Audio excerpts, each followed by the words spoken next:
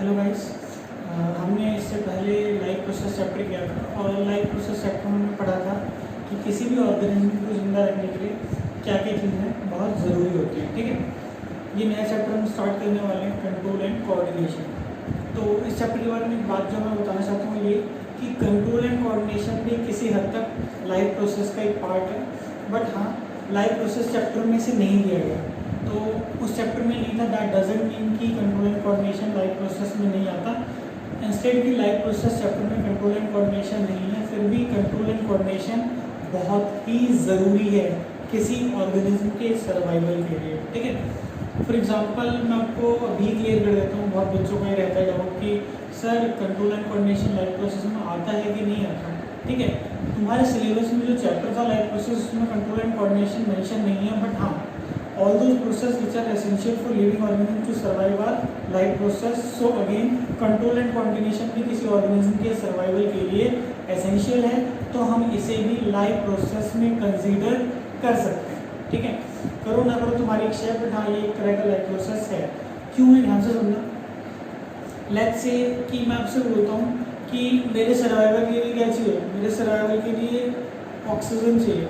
Done, तो oxygen transportation के through होता है, तो यस ये एक तरह का क्या है, लाइफ प्रोसेस है। ट्रांसपोर्टेशन एक तरह का क्या है, लाइफ प्रोसेस है। ठीक है, लेकिन जो लाइफ प्रोसेस है उसमें बहुत सारी चीज़ें आती हैं और उन्हीं बहुत सारी चीज़ों में से एक चीज़ क्या है, कंट्रोल एंड कोऑर्डिनेशन भी है। डन, कंट्रोल एंड कोऑर्डिनेशन में बहुत सारे हार्मोन्स आते हैं। ठीक है, अगर हमारे शरीर से सारे हार्मोन्स निकाल दिए जाए, मान लो कोई शुगर का पेशेंट है, अगर उसका शुगर कंट्रोल ना किया जाए तो अल्टीमेटली ही और she will lead to death.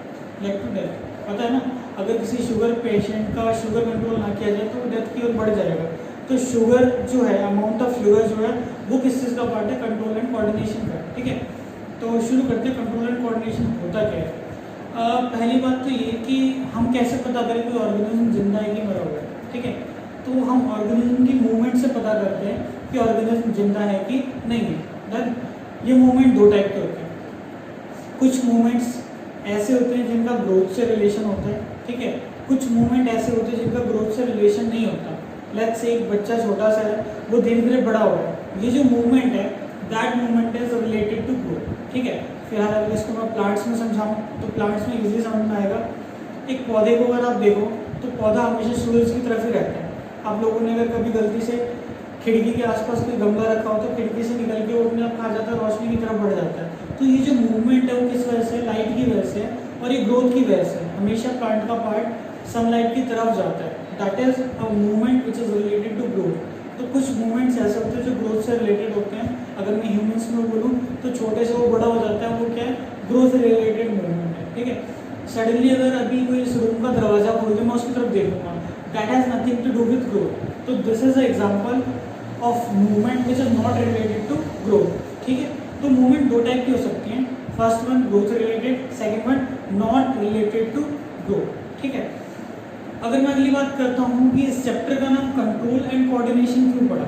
ठीक है, तो कंट्रोल एंड कोऑर्डिनेशन इसलिए पड़ा क्योंकि हम अपने शरीर के डिफरेंट पार्ट्स को कंट्रोल कर रहे हैं। नेक्स्ट इज ये कि डिफरेंट पार्ट्स एक दूसरे से मिलजुल के काम करते हैं, दैट इज कोऑर्डिनेशन में काम करते हैं। फॉर एग्जाम्पल लेट्स से मैंने मार्कर का ढक्कन खोलना, मुझे उस मार्कर का ढक्कन खोलना है। ठीक है, तो सबसे पहले मैं मार्कर का ढक्कन देखूंगा ना आंखों से कि भाई मार्कर का ढक्कन है कहाँ, फिर मेरे हाथ उस मार्कर के ढक्कन के पास जाएगा, फिर से क्या करेगा, खींचेगा। तो बेसिकली हुआ क्या, यहाँ पर हैंड मेरे हाथों ने और आंखों ने एक दूसरे के साथ क्या किया, कोऑर्डिनेट किया। अब सबसे बड़ा सवाल ये उठता है कि ये कोऑर्डिनेशन क्या सिर्फ हाथ और आंख का ही था, नहीं, यहाँ पर बॉडी के बहुत सारे पार्ट्स एक साथ कोऑर्डिनेट करते हैं। एग्जाम्पल मैं समझाता हूँ कि मैंने कहा मार्कर का ढक्कन खोलना है, तो भैया सबसे पहले पता तो हो कि मार्कर है क्या, ये मार्कर क्या है, कहाँ से पता चलेगा, ब्रेन में इस चीज़ के बारे में पहले से इंफॉर्मेशन स्टोर्ड होगी, तो उस इंफॉर्मेशन की मदद से मुझे पता चलेगा कि यस दिस इज मार्कर। फिर मैसेज होगा कि ये मैसेज मार्कर का बॉटम पार्ट है, ये मार्कर का ढक्कन वाला पार्ट है, फिर मैं इसके ढक्कन को हटाऊंगा। ठीक है, तो इसमें बहुत कॉम्प्लेक्स सा मैकेनिज्म है।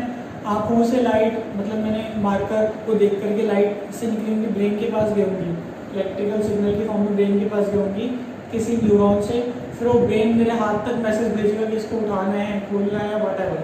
तो ये बहुत कॉम्प्लेक्स मैकेनिज्म है जो बहुत लंबी प्रोसेस है, बट स्टिल हमारे शरीर में बहुत फास्टली होती है, बहुत रैपिडली होती है, जिस वजह से हम इतने एडवांस हैं, जिस वजह से हम इतने डेवलप हैं, जिस वजह से हम इतनी सारी मूवमेंट कर पाते हैं। ठीक है, इस चैप्टर में हम बेसिकली कंट्रोल एंड कोऑर्डिनेशन पढ़ने वाले हैं ह्यूमंस में और एनिमल्स में। जब हम कंट्रोल एंड कोऑर्डिनेशन ह्यूमंस में पढ़ेंगे तो यहाँ पर हम दो टाइप की मूवमेंट पढ़ने वाले हैं। मतलब बेसिकली एक तो नर्वस सिस्टम के बारे में थोड़ा सा पढ़ेंगे, मतलब थोड़ा सा इसलिए क्योंकि ह्यूमन ब्रेन के ऊपर पढ़ने के लिए बहुत कुछ है, हमारी पूरी ज़िंदगी खत्म हो चुकी है तो भी हम इसके बारे में इतना कुछ नहीं पढ़ पाएंगे। मतलब कहने का मतलब सिंपल सा है, कितने लोग चले गए, they are still about to study. कोशिश जारी है, कोशिश कब कब खत्म होगी नहीं पता। कहती है कि हम अपने दिमाग के बारे में शायद 1-2% ही जानते हैं, बाकी इवन कई थ्योरीज कहती हैं जो लोग हाईएस्ट अपना दिमाग यूज़ करते हैं 2 से 4% ही यूज़ कर पाए, उससे ज़्यादा दिमाग यूज़ नहीं कर पाते। खैर सब बातें टॉपिक से रिलेटेड नहीं है, बट हाँ ज़रूरत है, मैं समझाते कोई इशू नहीं है। तो बेसिक सी बातें मैंने आपको बता दी कि कंट्रोल एंड कोऑर्डिनेशन क्या है, कैसे है, क्यों है। तो कंट्रोल एंड कोऑर्डिनेशन के बारे में हम शुरू करते हैं। एक चीज़ नोटिस करना है कि इस चैप्टर में चीज़ें टॉक्सिक भी होने वाली हैं, आगे पीछे समझाऊंगा, बाद में सारी चीज़ इंटीग्रेट हो जाएगी। मतलब जब ये चैप्टर खत्म होगा तो आपको पता होगा कि सारी चीज़ें कवर हो चुकी है। कई बुकों में कुछ पहले बता रखा है, कई बुकों में कुछ बाद में बता रखा है, तो ये बहुत लंबा सा प्रोसेस है जो हमें फॉलो नहीं करना। हम अपने ऑर्डर में फॉलो करेंगे, सारी चीज़ें इंटीग्रेट कर देंगे लास्ट में, एंड हमारे पास सारी चीज़ें कंप्लीट हो जाएंगी, तो कोई इशू वाली बात नहीं है। फिलहाल के लिए शुरू करते हैं। अगर मैं बात करता हूँ एनिमल्स की, तो एनिमल में कंट्रोल एंड कोऑर्डिनेशन के 2 सिस्टम है। ठीक है, एनिमल में जो कंट्रोल उसके 2 सिस्टम है। एक सिस्टम है तुम्हारा नर्वस सिस्टम, ठीक है, और एक है तुम्हारा हार्मोनल सिस्टम।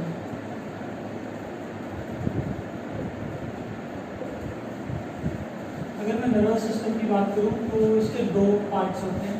एक है तुम्हारा PNS, PNS stands for peripheral nervous system.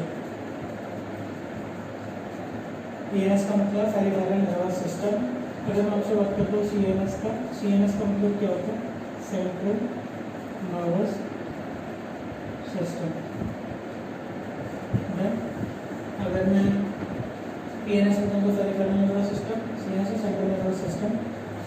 इसके 2 पार्ट हैं, एक है तुम्हारा ब्रेन और एक है तुम्हारा स्पाइनल कॉर्ड। डन। अगर मैं ऐसे पेरिफेरल नर्वस सिस्टम की बात करूँ तो नर्व्स आती हैं, क्रेनियल नर्व्स और स्पाइनल नर्व्स। अगर मैं और डिटेल में बताऊँ तो क्रेनियल नर्व्स कहाँ से अरेंज होती हैं, ब्रेन से। कहाँ से अरेंज होती हैं, स्पाइनल कॉर्ड से। ठीक है, अगर ऐसे में हार्मोनल सिस्टम की बात करूँ तो हम इसे भी 2 हिस्सों में बांट सकते हैं। एक हिस्से को हम बोल सकते हैं एंडोक्रीन ग्लैंड्स,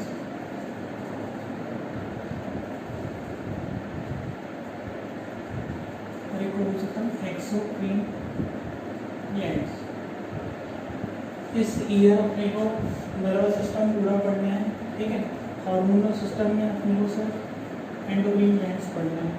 एंडोक्रीन ग्लैंड्स को कौन नाम से जानते हैं क्या, डक्टलेस ग्लैंड्स।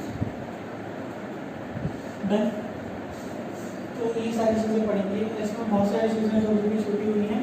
और ऐसे बेसिकली समझ लो नर्वस सिस्टम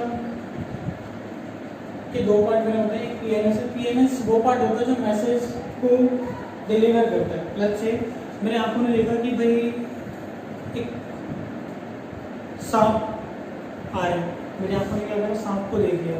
ठीक है, तो यहाँ पर सांप को देखा तो देखने का काम कौन करेगी, सेंस ऑर्गन्स। ठीक है, तो बेसिकली हमारे शरीर में जो भी सिग्नल इनपुट आएगा वो एक्सेप्ट करने का काम किसका, सेंस ऑर्गन्स का। ठीक है, sense organs sensory impulses create करती हैं, वो मैसेज सिग्नल लेके कहाँ पर जाएगा, ब्रेन के पास जाएगा। ठीक है, तो न्यूरॉन्स होते हैं, सेंसरी न्यूरॉन्स बोल दो, वो क्या करते हैं, मैसेज ब्रेन तक लेके जाते हैं।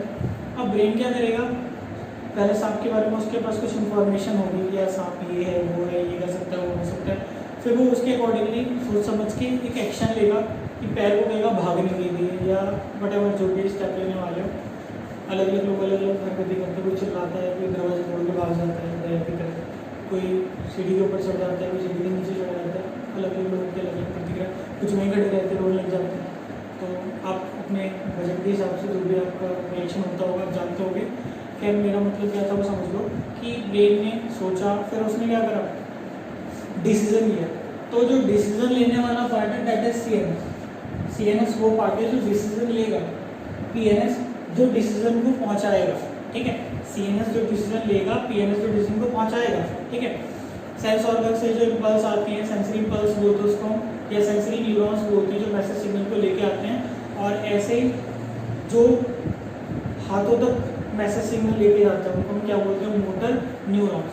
क्या बोलते हैं उसको, मोटर न्यूरॉन्स। दैट तो बेसिकली और कुछ बातें अगर मैं आपको बताऊं तो एक इम्पॉर्टेंट बात आपको क्या होनी चाहिए पता, सेंस ऑर्गन्स।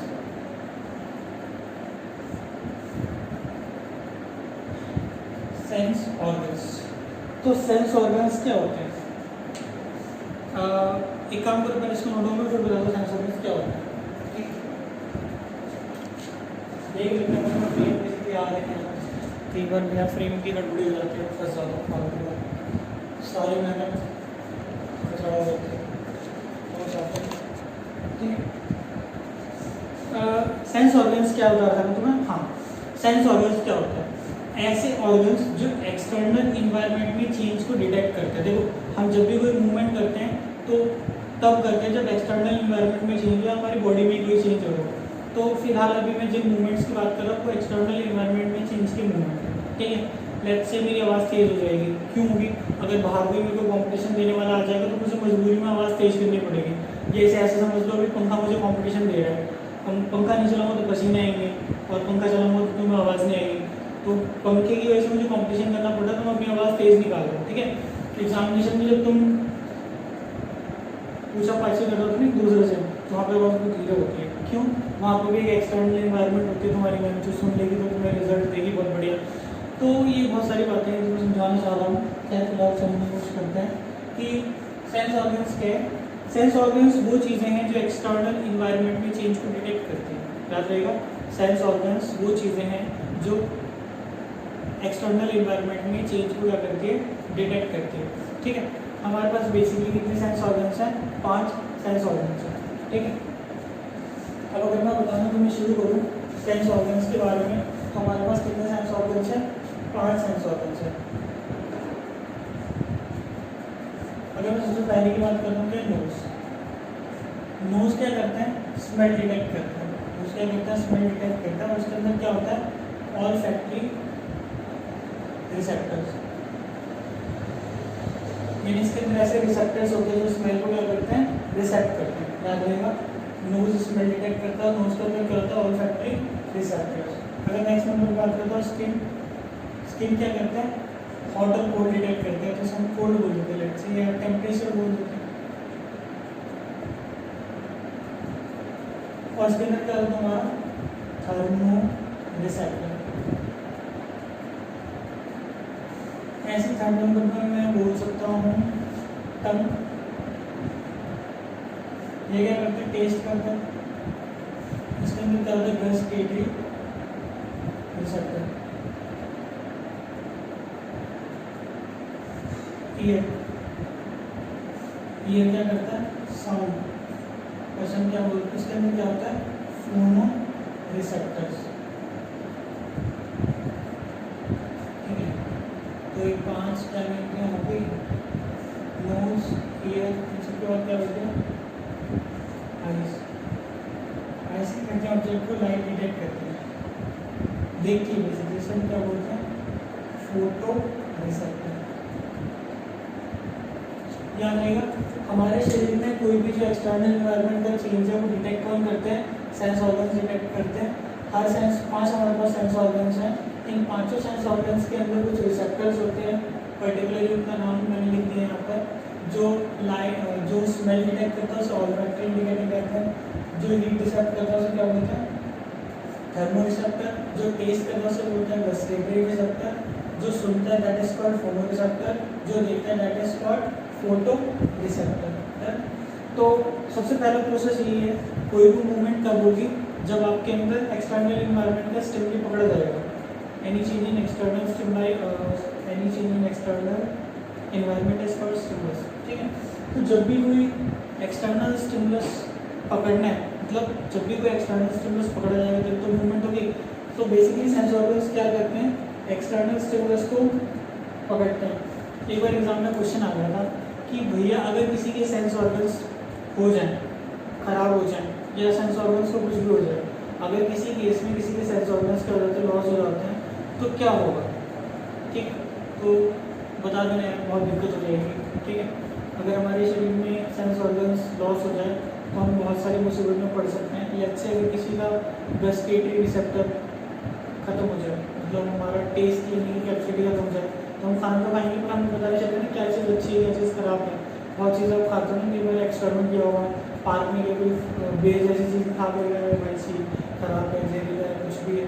तो गस्टेटरी रिसेप्टर ऐसे अगर मेरे आईज खराब हो जाए, मतलब फोटो रिसेप्टर्स खराब हो जाए, फोटो रिसेप्टर्स काम करना बंद कर दें, तो मैं देख नहीं पाऊँगा, आगे गड्ढा होकर गड्ढे में भी गिर सकता हूँ, ठीक है।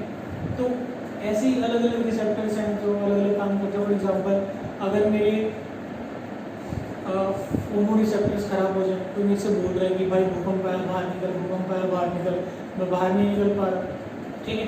सुनूंगा तभी तो बाहर निकलूंगा। तो हर एक रिसेप्टर का, हर एक सेंस ऑर्गन का अपना एक काम है, जो अगर हमारे शरीर से चला जाए तो हमारी लाइफ बहुत मुश्किल हो जाएगी।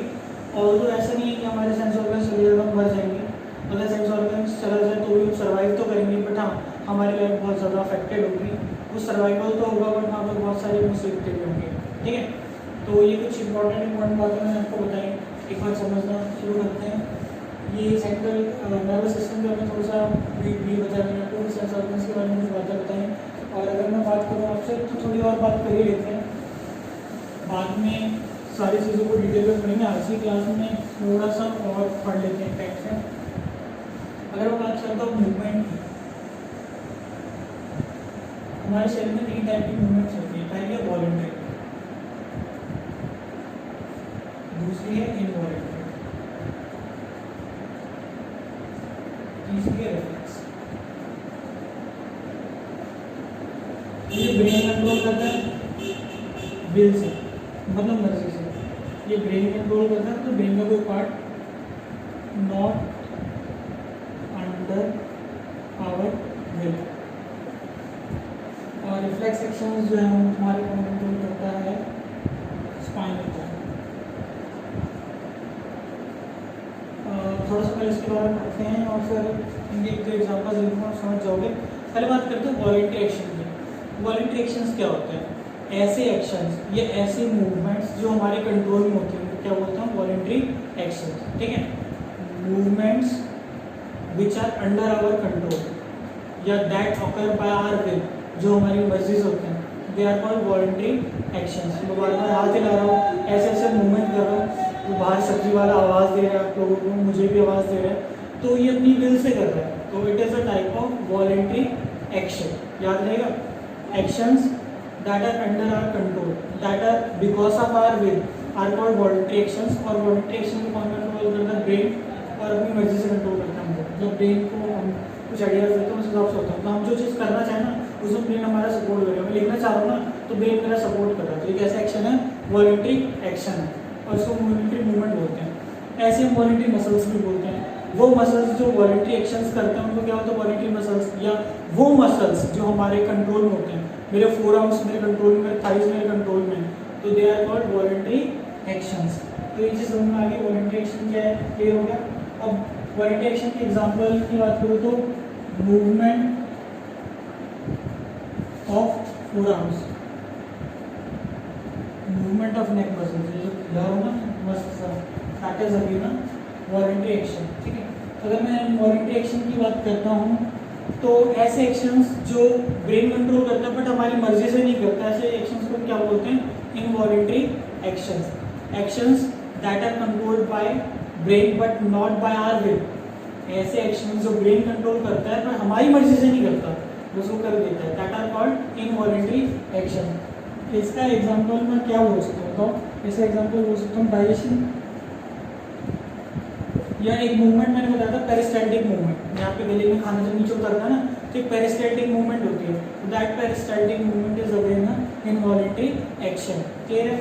चलो अब अगर मैं बात करता हूँ रिफ्लेक्स एक्शन की, तो भैया कई बार ऐसी सिचुएशन आ जाती है ना जहाँ सोचने समझने का टाइम नहीं होता। ठीक है, अब सपोज करो कि आप कहीं मैदान में खड़े हो, कोई चिल्ला रहा है बॉल आई बॉल आई, तो आपको पता ही नहीं होता क्या करना है, एकदम से सडनली झुक जाते हो। क्रिकेट मैच में आपने देखा होगा कुछ फील्डर्स बहुत खतरनाक होते हैं, कैसे भी बॉल लगभग लेते हैं, कैच कर लेते हैं, तो ऐसे फील्डर्स को हम क्या बोलते हैं कि भाई इसके रिफ्लेक्स तो बहुत तेज है। तो रिफ्लेक्स एक्शंस क्या होते हैं? ऐसे एक्शंस जो बहुत सडन होते हैं, actions that are very sudden and takes place without thinking about it. ऐसे एक्शंस जो बिना सोचे बिना समझे तुरंत हो जाते हैं, ऐसे एक्शन को हम क्या बोलते हैं? Reflex actions. याद रहेगा, actions that are very fast या that are very sudden and takes place without thought are called reflex actions. याद रहेगा, ऐसे एक्शन जो एक्शन बहुत सडनली हो जाते हैं और बिना सोचे समझे होते हैं, ऐसे एक्शन को हम क्या बोलते हैं? Reflex action. याद रहेगा। और रिफ्लेक्स एक्शन को कौन कंट्रोल करता है? Spinal cord. ठीक है, अगर आपसे कोई बोलता है तो गर्म टी में हाथ डालने से जो हाथ हटाओगे दैट इज रिफ्लेक्स एक्शन। तो आज की ये क्लास इंट्रोडक्शन में इतना काफ़ी है। अगली क्लास में हम रिफ्लेक्स एक्शन से शुरू करेंगे और कंट्रोल एंड कोऑर्डिनेशन को आगे कैरी फॉरवर्ड करेंगे। ठीक है, तो मिलते हैं अगली क्लास में। आपको होमवर्क हर क्लास का एक ही होता है कि जितनी भी मैंने नोट्स मतलब क्लास में जितनी भी चीज़ें बोली हैं उसके नोट्स डेवलप करने हैं, उसे याद भी करना है। साथ के साथ अगर कोई बात अनक्लियर रह गई, कोई डाउट है या कुछ लगता है कि सर ये हमें किसी ने ये बताया था वो होना चाहिए, तो मुझसे कमेंट बॉक्स में बोल सकते हो या व्हाट्सएप में मुझे मैसेज कर सकते हो, आपकी क्वेरी को मैं सॉल्व कर दूँगा। ठीक है, तो मिलते हैं अगली क्लास में, तब तक के लिए बाय।